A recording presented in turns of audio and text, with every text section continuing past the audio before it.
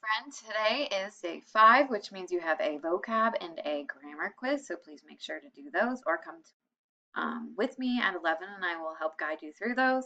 We're going to start off with a little bit of grammar before we do our assessment. So if we look at our sentences, we have two. We saw deers near the road. After we got out of the car, we noticed some mooses hiding behind the bushes. Okay, so first of all, what do we always have in the beginning of a sentence? Capital letters, so we can make that W capital because it is the start of a sentence. We saw deers. Deer is plural, just like we've been talking about, singular and plural nouns. Deer is already plural, so we can take that SOA and get rid of it. We saw deer near the road. That sounds better. After we got out of the car, we noticed some mooses. Okay, mooses. That's not correct plural and not in the correct tense. So we're going to take out that S. Moose is already plural.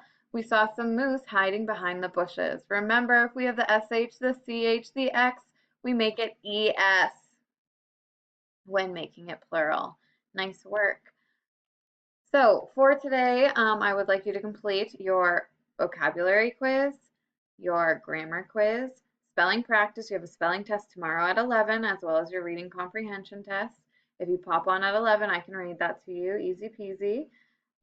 So make sure you get all that done. Also, we have your comprehension test, so it is about our vocab words that we've been reading about and our reading comprehension that we've been practicing. So if you need a refresher on the story that we did, go to day 2 of this week lesson and review it. Mrs. Bliley is reading it to you. All right, I hope to see you at 11. Have a fabulous, great, wonderful day.